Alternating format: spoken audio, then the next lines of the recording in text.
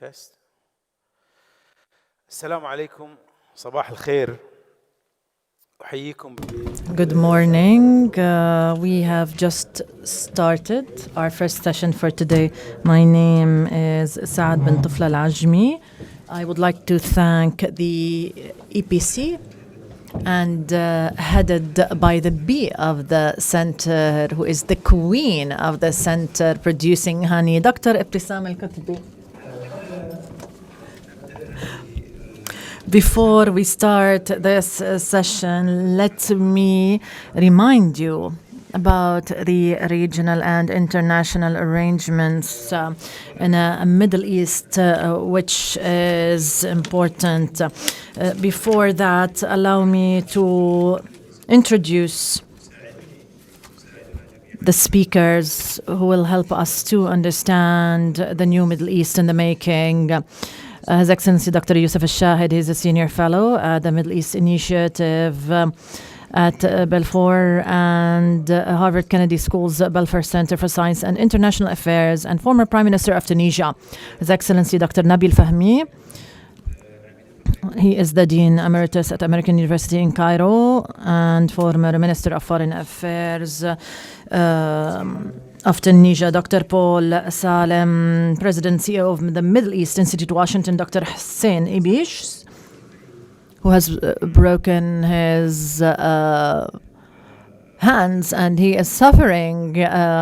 We wish him all health. He is Senior Resident Scholar at the Arab Gulf States Institute in Washington. We shall try to understand the Middle East.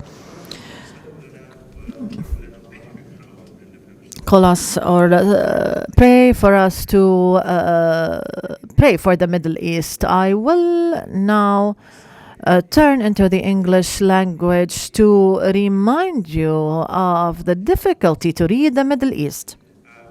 Friend, Professor Fred Holliday, was an icon actually of the Middle East. He was multilingual. He published, a number of books on the Middle East. He was professor of the University of London.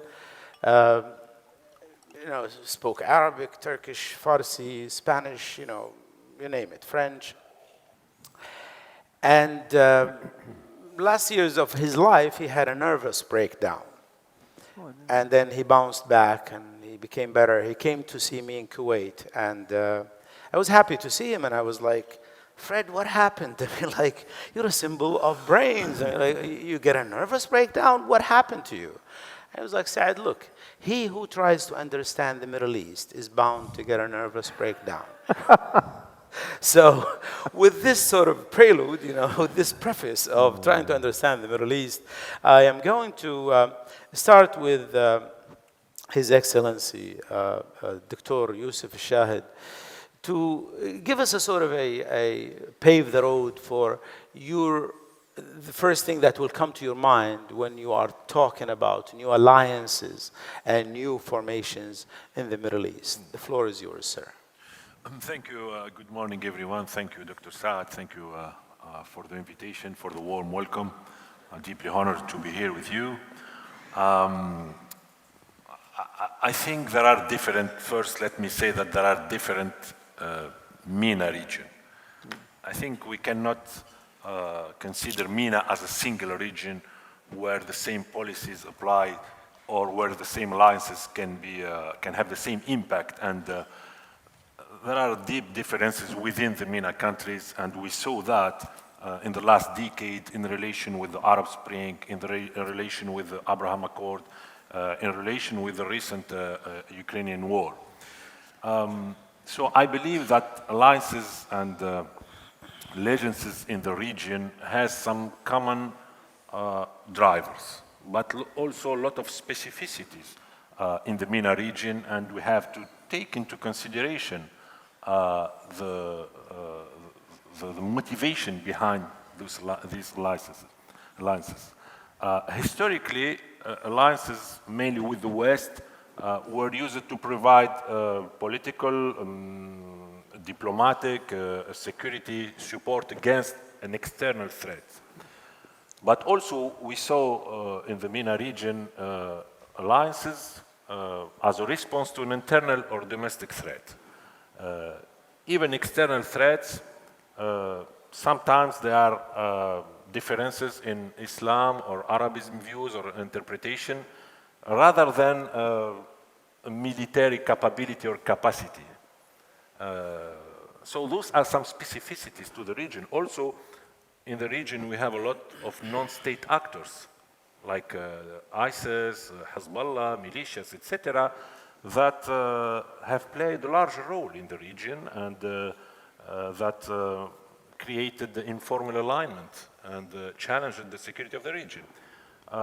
So I think over time, there was ups and downs in these alliances, but there has been a sense that these alliances are no longer playing the role their role properly. And I believe there is a breaking confidence in the last probably decade. Let's say this started probably with the Arab Spring that has created a lot of instability among countries, mainly countries that were at the center of the Arab power, Egypt, Syria, and the West. I mean, the Arab Spring was not accompanied properly to create welfare and prosperity with the non-Arab state that has huge influence in the region, Iran, Turkey, etc. This created a lot, shaped the relation between countries and alliances in the last decade, but with global negative impact on security and stability.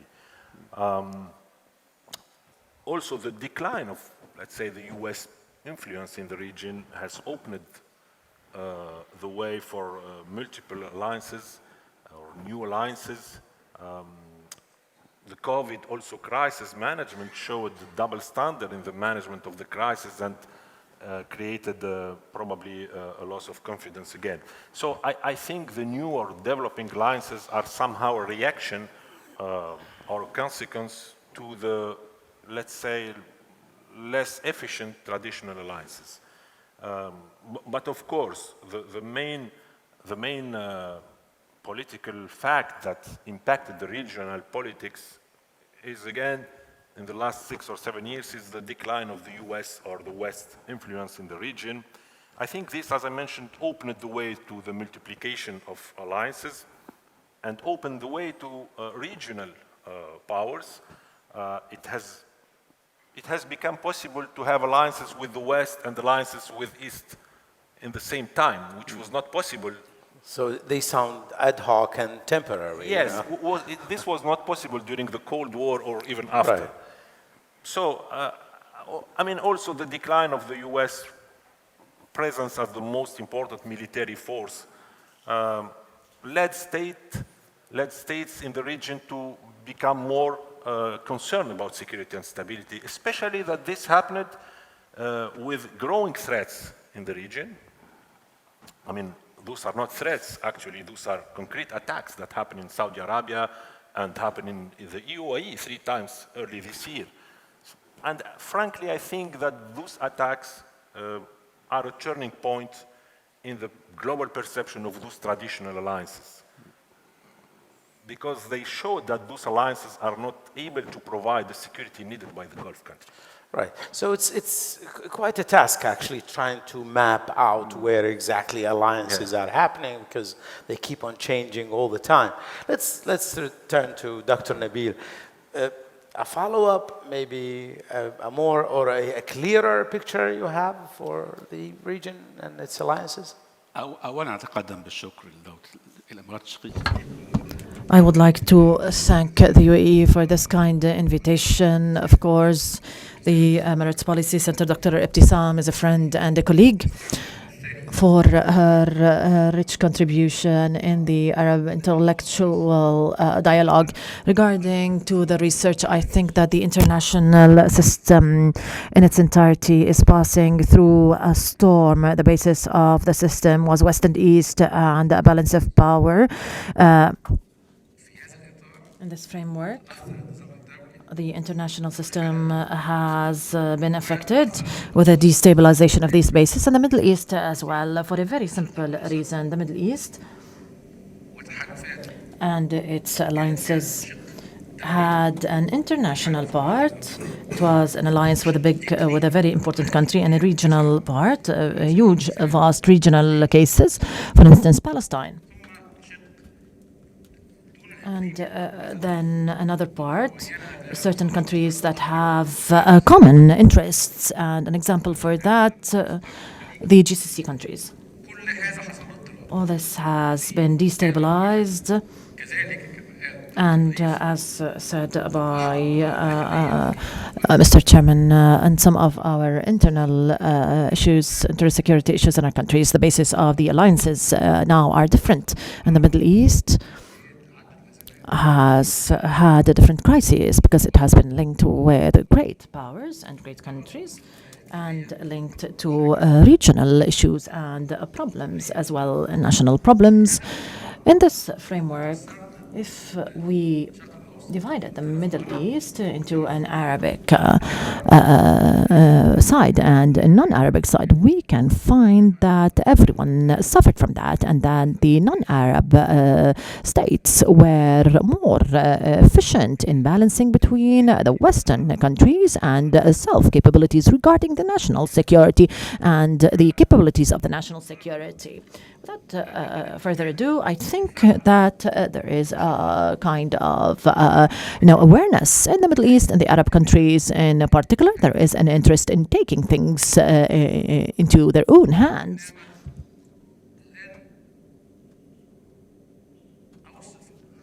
I cannot describe things, and I don't think that we can really describe it, that it is alliances at the moment, that the alliances, the definition is linked to a strategic aspect, and the international situation is destabilized on who you can depend.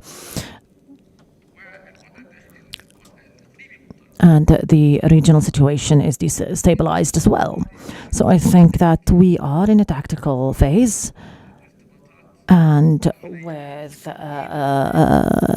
certain links at a time where we can make new alliances and new balances in the next phase. But I don't think that we are in a certain phase to move from one alliance to another. Subtle, approach by Dr. Nabil that, look, we are part of this world, the whole world is changing, and so is the Middle East. وأولا صباح الخير, and thank you to Dr. Abtisam. If we pull back and look at our region, the Middle East has no regional order. It is really quite a mess. It is in a state of continuous instability. We talked yesterday about Europe and how they have their own structures. They're under strain because of the war in Ukraine. But the Middle East really is systemically disorganized, and that's a threat to every country in the region, a threat to the populations in the region. As the Prime Minister mentioned, first of all, there is no Middle East. There are different Middle Easts. You have hyper-advanced countries like the UAE, and you have completely failed states like in Yemen and elsewhere, and you have different situations in between the most successful and the least successful. As we are here in the UAE, and as we are also close to Saudi Arabia, and when we look at our region, I feel most importantly, the region needs a vision 2030. يعني مثل ما ماشيين هلا مش ماشي الحال. We are not heading in the right direction. Stability and prosperity and security and progress in the 21st century, we have to think of each other and think of the region in a more holistic way. First of all, there needs to be an idea, a vision of where we want to go, and certainly where we need to go must include the three major components of this region, which is the Arab countries, which even amongst themselves, there is no real unity or consensus or diplomacy. That also means we have to find a way with Turkey, with Israel, and Iran. Now, there is progress on these various fronts. The Abraham Accords are an important breakthrough. But as we've seen with the recent election in Israel, and it reminds me of a bit of Putin and the Donbass, and so who wants to annex who, and who wants their borders to be where, and who accepts.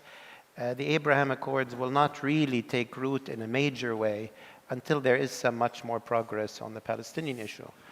With Iran, we have a whole host of problems. But I do think that if in the context of a Vision 2030 or 2040, if we telegraph to the Iranian people and even to members of the Iranian leadership, what is the vision that we see in the future? I think that might help. With Turkey also, we cannot afford this break in relations. I'm also very aware, His Excellency Mr. Gargash yesterday said we cannot tolerate power vacuums. But indeed, there are power vacuums. Power vacuum in Yemen, power vacuum in Syria, power vacuum in Libya, in Lebanon. And we don't... Would you call those failed states to a degree, or can we have a scale of calling? I mean, of course. Where do we come to a point where we say, okay, this is a failed state? You know? Well, many of them are failed states. But what is required and what is missing, to my mind, is a concerted, whether it's Gulf-led or Arab-led. I remember during the days long ago when the Arab states within the Arab League and based in Cairo and so on, there would always be, okay, they were not perfect, but Arab League initiatives, diplomacy, attempts to end the wars. We don't see such robust Middle East diplomacy to solve Middle East problems.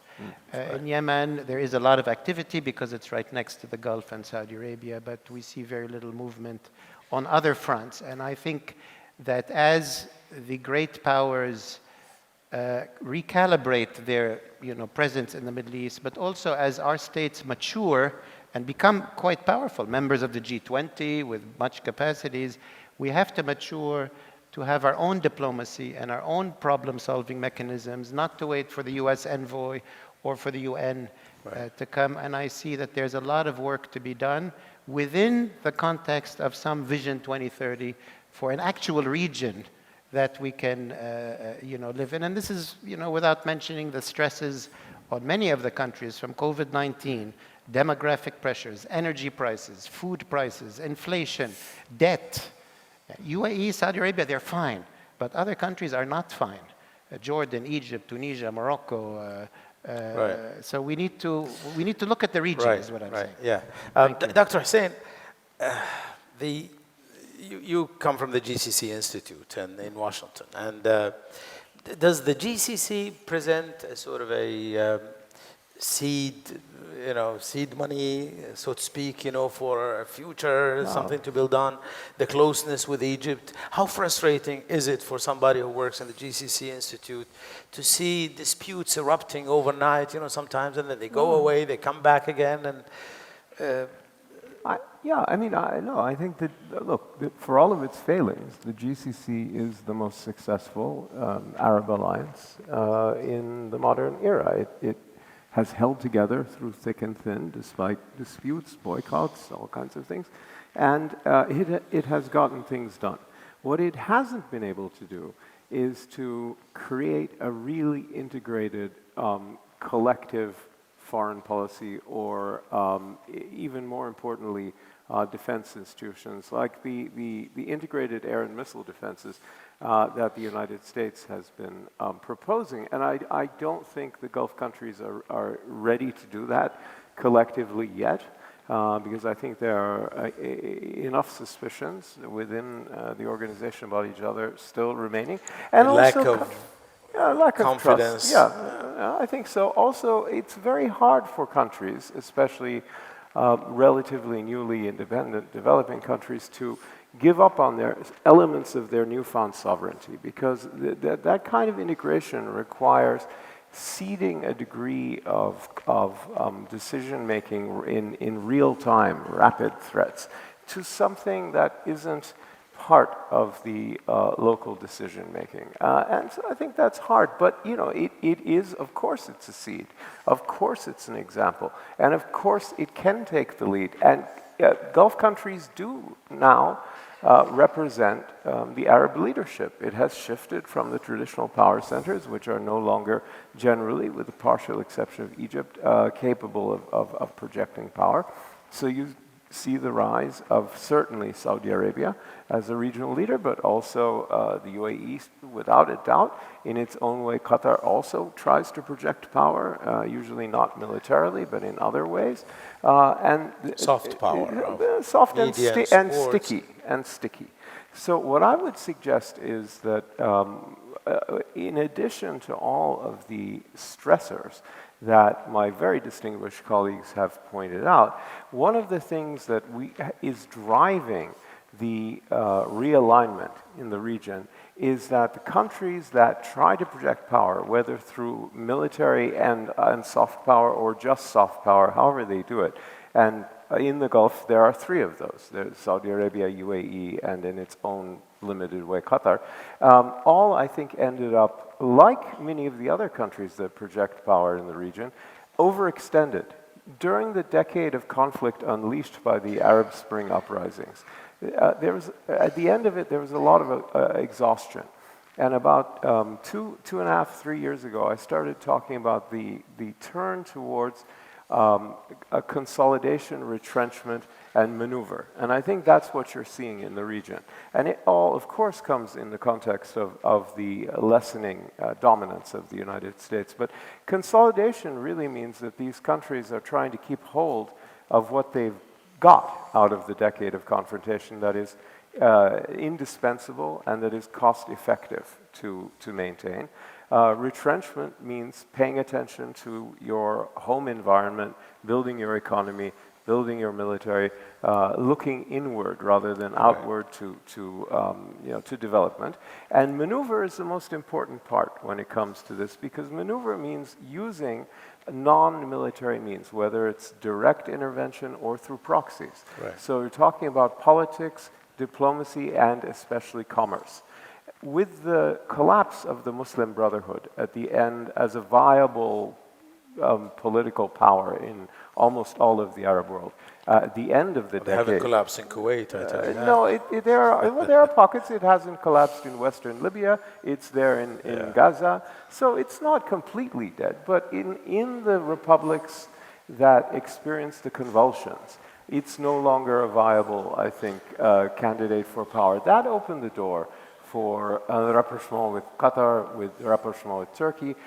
And I think the whole period of maneuver was kicked off by the Abraham Accord. I would just say one thing. Right. Iran remains outside of this. Iran is not interested in any of that. It continues to aggressively use conflict and confrontation through its proxies. I may come back to Iran with Dr. Paul, but Dr. Youssef, as we were walking towards the hall, you were talking about the food crisis and as one of the many crises the world is living in, but it's the impact of the Russian-Ukrainian war on the food shortages and the food problem in the region. Please elaborate on that. Yes. Just one clarification. When I said about the relative decline of the U.S. influence in the region, of course, this will not mean the creation of new order. I don't believe that. I believe that alliances in the region will continue to shift and adjust around several parameters, but mainly the security and stability, and also food security, mainly for North African MENA countries. Those countries were really impacted by the COVID, then by the Ukrainian war, and they're struggling with a high level of public deficit, debt distress, and a high level of unemployment. I think just before the Ukrainian war, the Middle East, globally speaking, was not in the center of was somehow, the Middle East was somehow as a second priority at that time. You don't forget that. It is the Ukrainian war that brought again the Middle East at the forefront of international, with the oil energy crisis and the risk of humanitarian crisis in, let's say, mainly North African countries, as they are depending of wheat import and cereal imports, mainly from Ukraine and Russia. So, and this shows that we cannot consider the Middle East as a second priority in the world agenda. Because I remember in 2020, there was more focus on China, on Russia, even before the war. But it is the Ukrainian war that brought the Middle East again in the forefront with I mean, of course, again, differences within MENA countries, oil countries playing a major role and a more strategic role, but also North African countries struggling to secure an IMF deal as the debt increased and the economic condition really are bad in the whole region. with high inflation, etc. So, of course, now, again, back to alliances, I think food security will be also a driver and economic prosperity for the North African countries, and they're looking for alliances that could provide and offer better economic prosperity for the future. دكتور نبيل أنت رجل مخضرم في السياسة. You are a veteran in politics and in the area. We are talking about certain conflicts since infancy, and we are hearing this very critical situation that our nations are passing through. This very important historical phase, is this an exaggeration or to live in this very volatile world, an accurate situation, or there are elements that we need to tackle so that this area might come to peace? First of all, I thank you for this comment. It's very important. We got used in the Middle East on exaggerating somehow and really exaggerating the accomplishments and exaggerating or putting the responsibility on other people. We have problems definitely, and we have opportunities definitely for accomplishment. Definitely the true problem and the reason behind this extension is that we have left for so many years the main responsibility and the main impetus behind all this for other parties, and then our situation was a reaction to other people's actions and the agendas of other people. We can mention in particular for a certain point that he has spoken about my friend and Paul as well, my friend. I don't think that the Middle East has become important as a result of the Ukrainian war, but he is talking right now. The world has taken interest in the Middle East once again because of the Ukrainian war and because of energy. I was in a session and I've asked someone, an American person, I asked him, why are you interested in the Middle East? He said, because of the energy. Knowing that if there is no energy crisis, their interest will not be there, and therefore, as mentioned by Paul, we cannot really have political problems and regional problems in the Middle East, and we can depend on others to fix it. It's not right. We can add as well, if we look at our self-composition, I can take my country, Egypt, for instance. It's not because I'm proud of it, because it has a lot of population. 65% of the Egyptian people are 30 years of age and below. We, as practitioners, you need to benefit from the historical experiences to stick to what is right, historical right, and we need to tackle alternatives and the means for a better future. The youth want to look forward to what is coming ahead and to benefit from the past, and we need to build our future and to benefit from our external relations, in that to take things into our own hands. And here Hussein has said a very important point. He said that the power in the next phase in the Middle East will be not only for those who have capabilities, but also for those who have the freedom of movement and diversification and dealing with different issues, diversified issues. It might be a border issue, it might be an environmental issue, it might be a food issue. It might be to pay the accumulated debts. So the Arabic world and the Middle East should deal with these issues primarily, and then regionally, and then to benefit from other countries and not the other way around. Paul, he is saying that... And in this region, but all of a sudden come February 2022, Russia invaded Ukraine, and then boycott of Russia, and then the world is in bad need of energy, hence they came back to the Middle East, and it was highlighted again to be a very important region, which reminds me of the saying of this guy, this politician, veteran politician, who said that he has actually abandoned or divorced politics. And have you? Yes, I have, but politics hasn't divorced me, So your intake on that? Well, I mean, going back to the session yesterday that was talking about U.S. interests in the Middle East and so on, the U.S. wasn't leaving the Middle East and wasn't abandoning it. It had reduced in importance.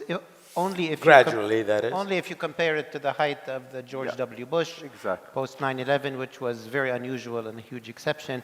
But it went back to, if you might call it, a more normal condition, even though it was less than pre 9/11, and we saw that, and that was mainly because of energy, that the U.S. was under the false impression that it had, because it had become a major producer and a net exporter of energy, it no longer needed Middle East energy, but nevertheless it realized that Middle East energy determines the fate of China, and hence they were not going to abandon the Gulf, because that's where China gets its energy, and in any future confrontation with China, as Churchill knew, if you control the oil, you can control the fate of your power. But no doubt that after the war in Ukraine, the whole comprehension of the global energy markets changed dramatically in the US perspective. And of course, Europe became desperately in need of decoupling from Russia. So the Middle East, more gas than oil, but became much more interested in the Middle East as a source of hydrocarbons. It relates a bit to one of the rare breakthroughs in the last month, which was the Lebanese-Israeli maritime border agreement in order to liberate more gas from the Eastern Med. So no doubt that the U.S. now is very, very aware of the strategic importance of the Middle East. And I think in their global view, the three big areas are Europe, Asia, and the Middle East. Part of that is energy. Part of that is general global competition. If you recall, when Russia entered Syria, President Obama said, that's fine, you can take Syria, what do I care? That is no longer the case. Russia is now an active enemy. Right. The concern about China being in the Middle East before Ukraine was quite, they called it great power competition, which sounded like a nice word, but now tensions are much higher. The meeting yesterday between President Biden and President Xi tried to calm things a bit and to go back to a positive direction.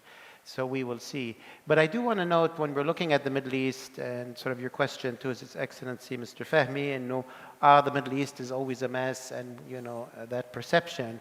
Well, when you look at Europe in the first part of the 20th century, it was much worse than the Middle East. Right. Genocide, wars, a European civil war that went on for 50 years. Some even say that nobody foresees another, Arab-Israeli war in the near future, because Lebanon, border demarcation, but the point, Camp David, Arab Accord with Jordan, so only the Golan Heights left. And the point I'm making, if you look at other regions and then you look at the Middle East, right? You look at Europe, it was much worse.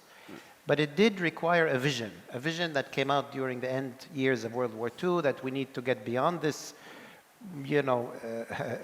repeated wars and come to a cooperative framework. We had our colleagues from East Asia here yesterday, from Singapore and others. And if you recall, in the 50s and 60s, it wasn't the Middle East which was most troubled. It was East Asia, and Southeast Asia in particular. Proxy wars, global wars, civil wars, militias as in communist insurgencies. They too had a vision and emerged with ASEAN and cooperation. So I look at these things as systemic. So you can't fix the Middle East problem by a little bit here and a little bit there. Those are important, but we need to have a more effective vision for the region. The Abraham Accords is part of that potential, but we need breakthroughs with Turkey, with Iran. We need to end the civil wars, and that needs to be the responsibility of the region first. Right. Dr. Hussein, the finale of your contribution, you brought up the issue of Iran as an important pivot in the region. Would you please follow up on that? Yeah. For sure. Iran remains I think, the great driver of conflict, especially in the Asian part of the Middle East. Less of course, in North Africa and Egypt, but in the Asian part of the Middle East, Southwest Asia, Iran is by far and away the greatest driver of conflict.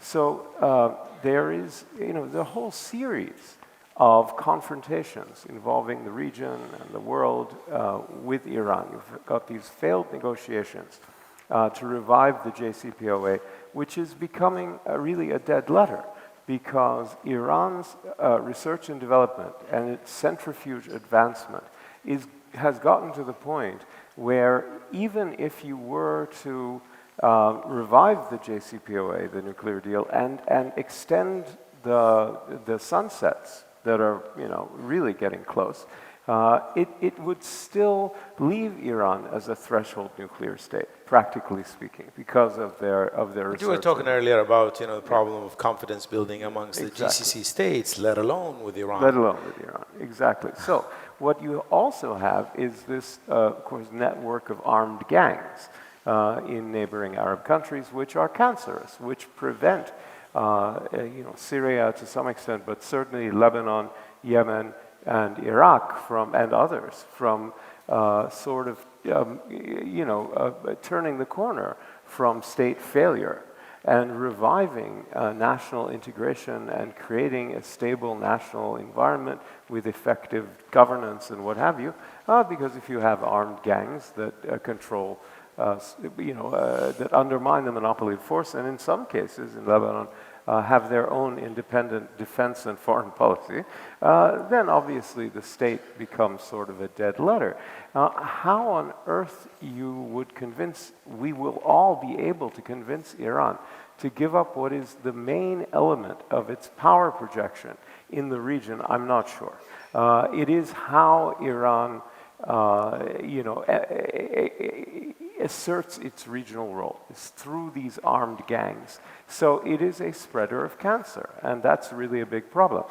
The other sort of trump card that the Iranians have developed, to which there is not yet an answer, is its missile arsenal and its collection of drones and rockets, which are even exported to the Ukraine war and what have you, combined with precision and at times, and we saw this in the attacks in Abqaiq and Khurais, which were definitely Iranian attacks, hyper-precision guidance, which becomes incredibly powerful. And so to a certain extent, Iran can sit on the nuclear threshold without actually making a bomb, relying on this very dangerous arsenal of flying bombs with hyper-precision and this network of on-the-ground armed gangs. They bombed Kurdistan last night. Precisely. An implicatory threat to Saudi Arabia today, this morning. Exactly that. So I think that the best response anyone has come up with is integrated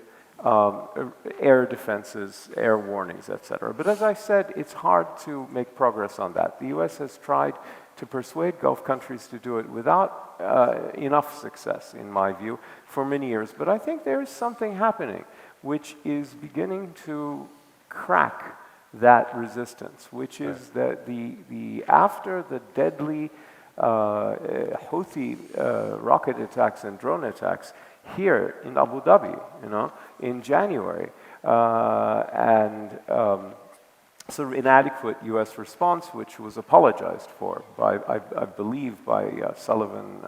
I can't remember exactly who apologized, but one of the chief leaders apologized for it. There has been a installation of parts of Israel's Iron Dome system in Bahrain and in the UAE. That is the early warning radar, very sophisticated early warning systems. And there is therefore a triangle that is developing between these three countries on a more integrated air and missile defense. It's not that, but there is enough of an exchange of information and a partnership on that issue that I think it constitutes a real breakthrough very quietly. Right. I think it's under the hood of the vehicle, but it's really a big thing that's happened in 2022, beginning to take us down the road of having a defense to this very dangerous set of flying bombs with hyper precision. شكرا. عفوا. دكتور يوسف، واعرف ان يعني ربما غير متابع انت لهذا الموضوع، ولكن I know you are not following up very accurately what is happening in the North Africa. Is there anything new in the North African countries in order to diffuse the tensions between Algeria and Morocco? It is important to hear from you in this regard. I will answer in Arabic. Because it is regarding a conflict between two Maghreb countries. Things are frozen, unfortunately. This is a big loss for the Great Maghreb because, for instance, the vertical trade between the North African countries and Europe compared to the trade between the North African countries, it's only 1%. It is a big loss. The complications recently prevented any agreement. Things are stuck because of the conflict between Algeria and Morocco about the Sahara. And of course, this affected the solution of the Libyan conflict. And recently, there are the Wagner forces in Libya. That is unprecedented. That creates new security challenges. The instability in Libya affected Tunisia. There is a return of terrorism. There are foreign fighters returning from Syria, and they made some terrorist attacks in 2015 and 2016. So the cost of the disagreements between the North African countries is very high. It's why we should accelerate our process in order to find a solution to this conflict between Algeria and Morocco. And also this makes the North African countries weaker because now each country among the 5 countries is talking individually, and all the statistics are showing that an alliance in the North Africa can create a real added value. These countries, they have a lot of cultural commonalities. Unfortunately, this political conflict are costing the peoples of North Africa a lot. We saw the success of the GCC countries, but unfortunately in the North Africa, this is not the case, and we should prioritize solving this problem. Dr. Nabil, those who are over-optimistic, they are seeing that Israel and Lebanon made the delimitation agreement. Maybe the Gulf and Turkey can find a new impetus in order to forge new alliances that could lead to more stability in the Middle East in general. Are they so romantic by this optimistic vision? Egypt started the war in 1973, and after that it struck a peace deal with Israel, and the two incidents were not expected at that time. I am optimistic because I see that the Arab countries started dealing with their issues directly and therefore resort to others who can help them. If we take the Egyptian case, our objective was and still is making peace with Israel and to state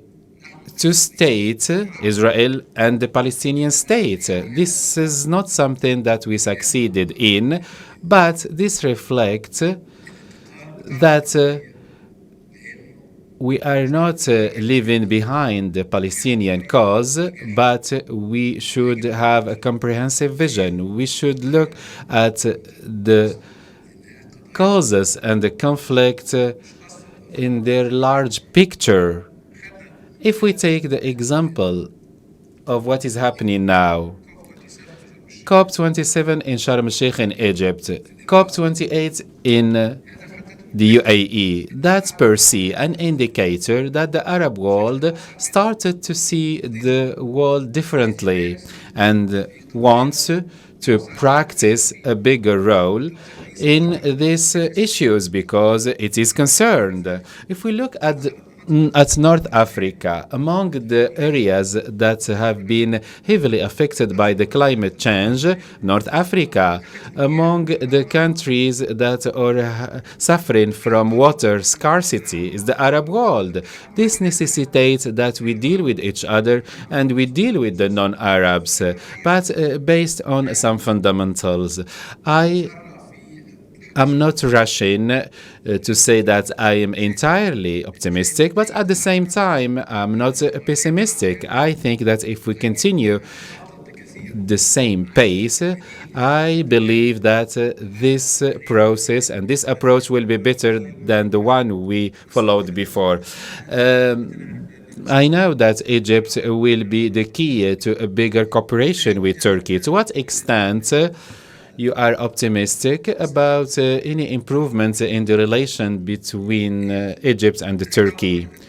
The Turkish-Egyptian transformation is going through a difficult stage, and it is moving very slowly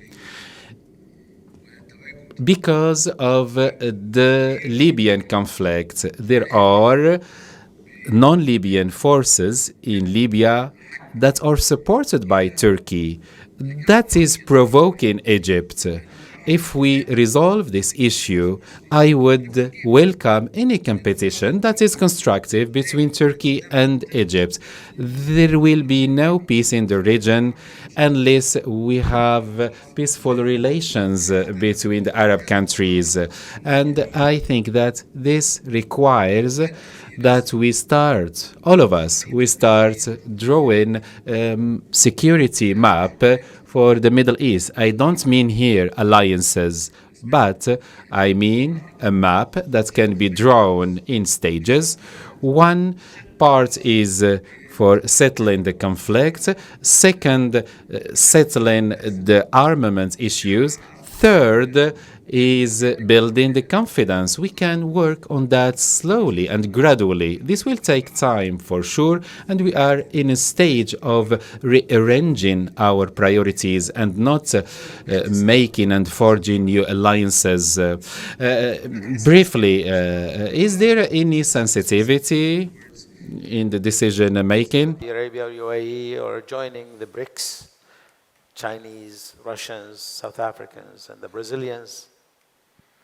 And obviously, as everybody knows, there has been tension in the U.S. Gulf relationships. More U.S.-Saudi maybe than U.S.-UAE or U.S.-Qatar. It's not a secret, everybody knows. It is partly relating to the current administration, events that happened before the elections. I think we've made a lot of progress since then. President Biden's visit to Jeddah was a very important visit. It didn't solve all problems, but it was a step forward. We all know that the OPEC Plus decision... Has it made things worse or made things better? Or? At the time, it made things better. But as we know, the OPEC Until Plus, the hike in the reduction of the OPEC we were talking Plus. about, we were just talking about the importance of energy and how that's become such an important issue.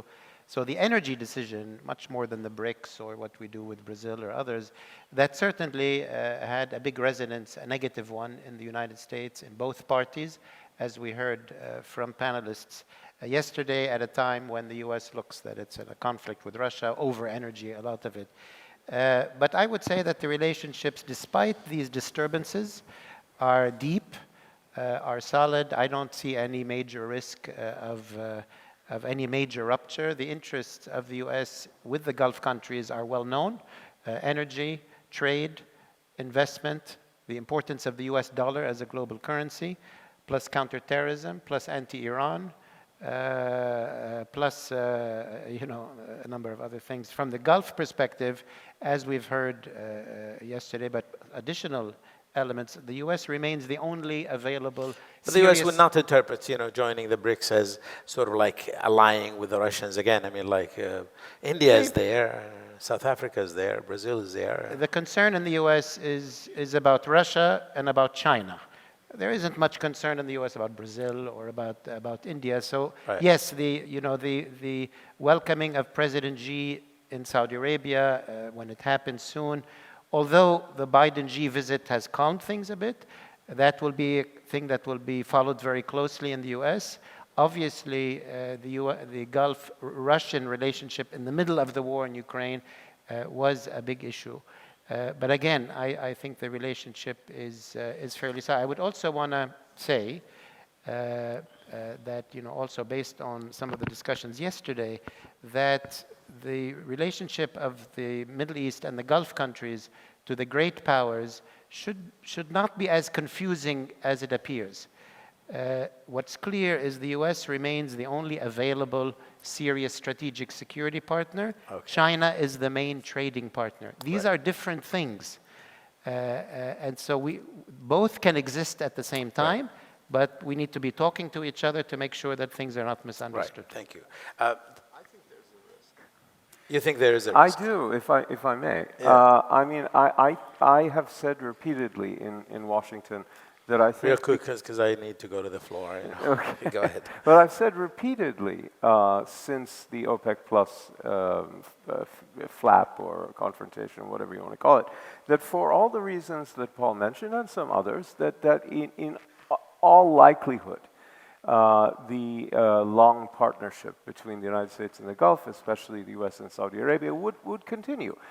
But I do think there are risks to it. I do think there are certain fragilities. I think on both sides, you've had a feeling of being taken for granted.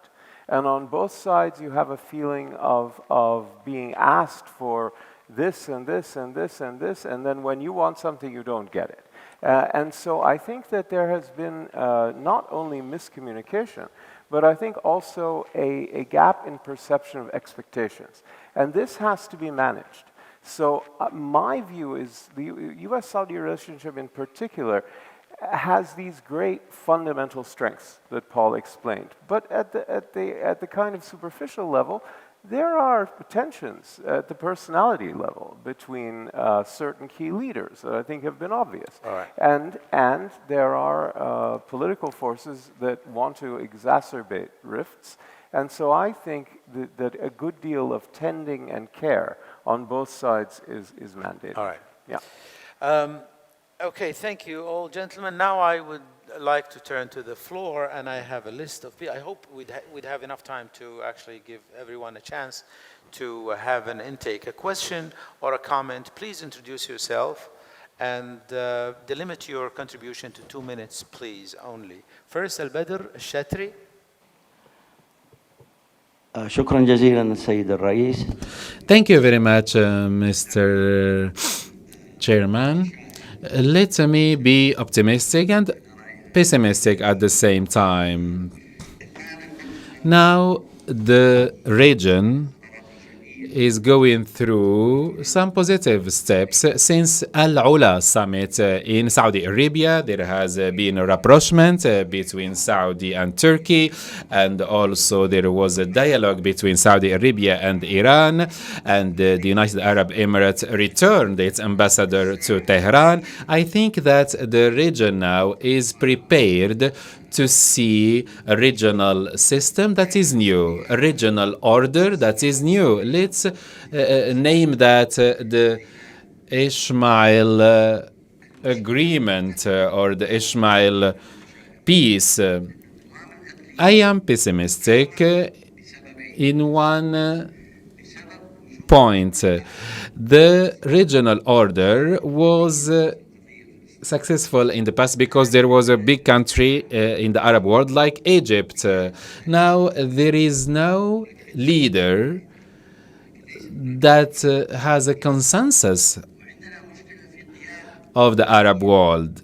So the absence of a leader that is credible and has the support of all the Arab countries. And the other thing is a common priority that is agreed upon by all the Arab countries. Thank you.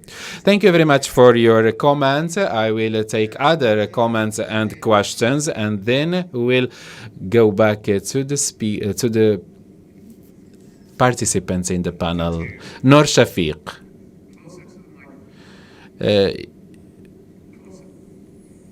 Use the microphone, please. Noor Shafiq. هل أنت نور شفيق؟ Shafiq here. Okay. In front. All right, the floor is yours. I'm the chief advisor to the President Recep Tayyip Erdogan of Turkey. And I would like to ask the panelists, is there a way Turkey can contribute to creating a regional security mechanism in the Middle East, or at least in the Asia part of the Middle East? That's it. شكرا. تشكر ديري مركز. Thank you. Next is, I have a list here. I cannot. All right. Your Auda Burdena, please. The big issue that was not really addressed in this panel, which is really very serious for the Arab region, job creation. That's number one. Number two, there are very few think tanks in the region, probably the Emirates Center, Nabil Fahmy. We need strategies and we need strategists, which I don't find in this region. شكرا. بحاجة إلى استراتيجيات واستراتيجيين والبطل. عبد الله الربحة.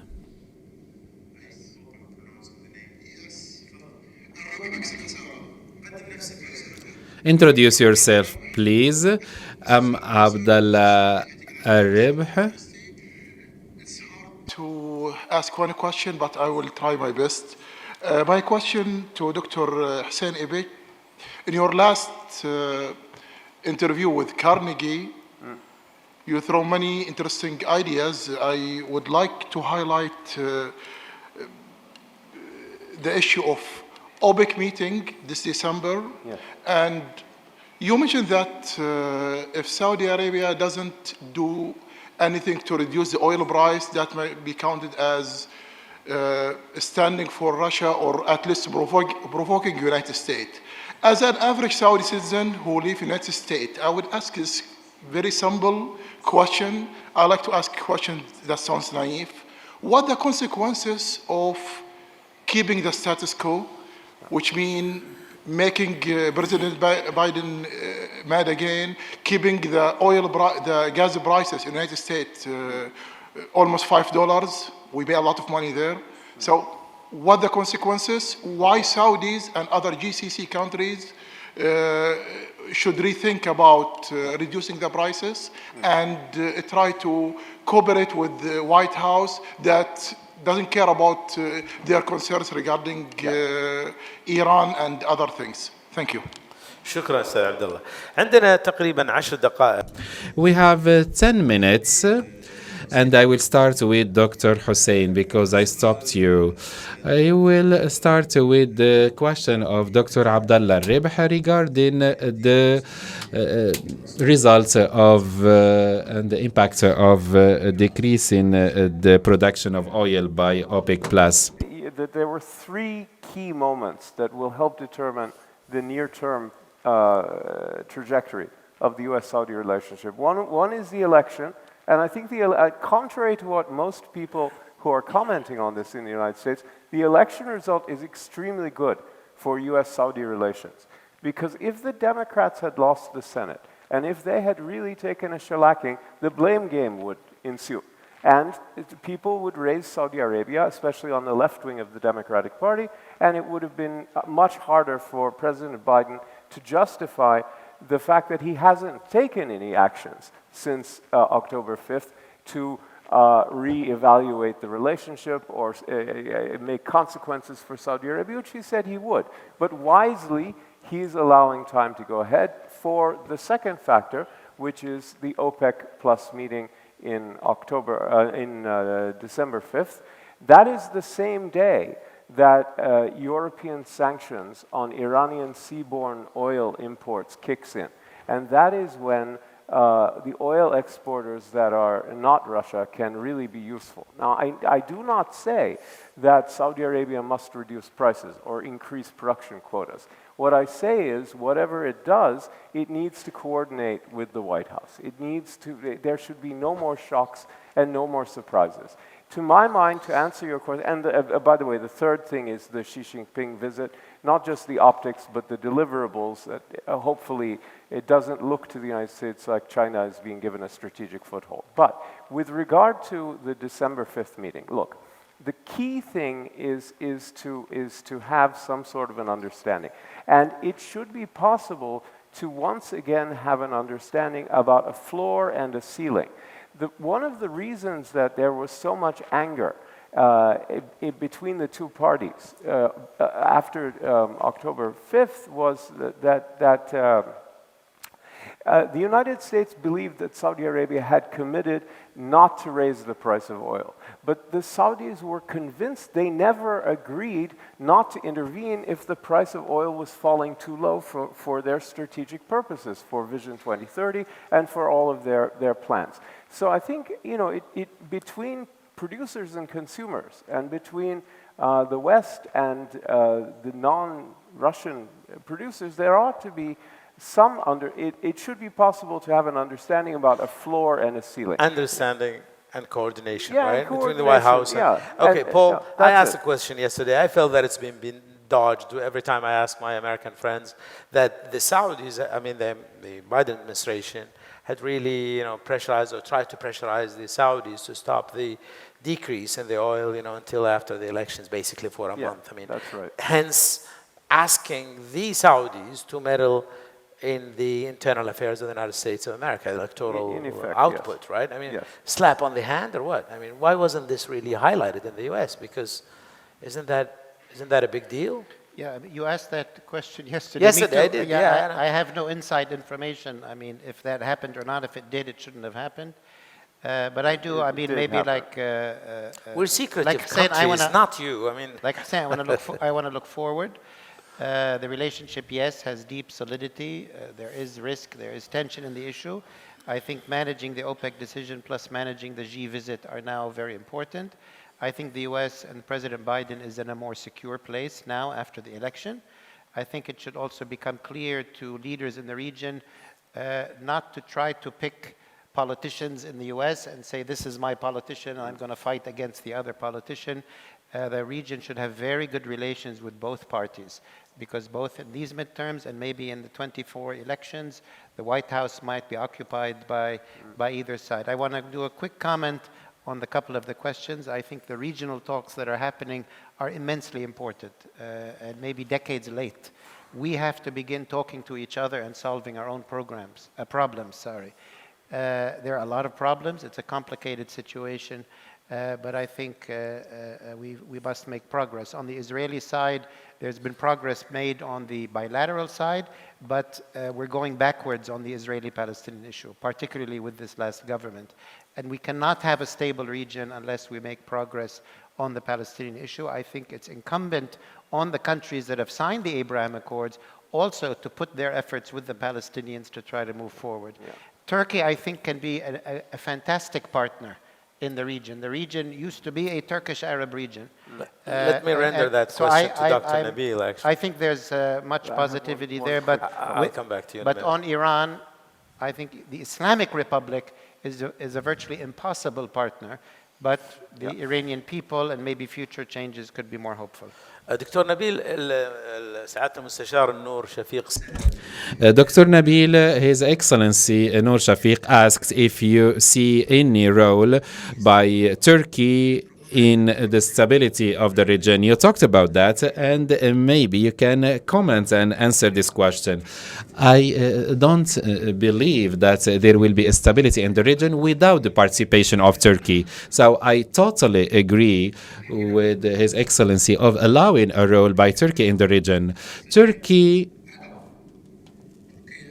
is invited, and I invite Turkey and other Arab countries to provide their ideas about rearranging the issues politically, security-wise, and even at the social level for the future and for the common good of all the region. I think that we should solve our problems. We should work together in order to create a common thought. And we have to continue discussing and don't lose hope until we reach an agreement that is serving our interests. And let me go to the other question. The gentleman asked about the model that we can have in the Arab world, and that there is no leader that has the consensus of all Arab countries. I think that now we started to talk about a multipolar international system. I believe that regionally and internationally, the leadership would be for the country that has the capability to have compromises and understandings with others in a way that serves the interests of all the stakeholders. So it will not be a leadership that is isolationist, but a leadership that can make understandings and bridge the gaps between all the stakeholders. We, as Egyptians, we always say that Egypt is the mother of the earth, and we talk about the leading role of Egypt, and I'm proud of that. But I'm saying, and I say even in Egypt, I'm saying I'm proud of this leading role, and I do believe that we can practice this role in the future, but it should be different. It will be different than the role we used to play in the past.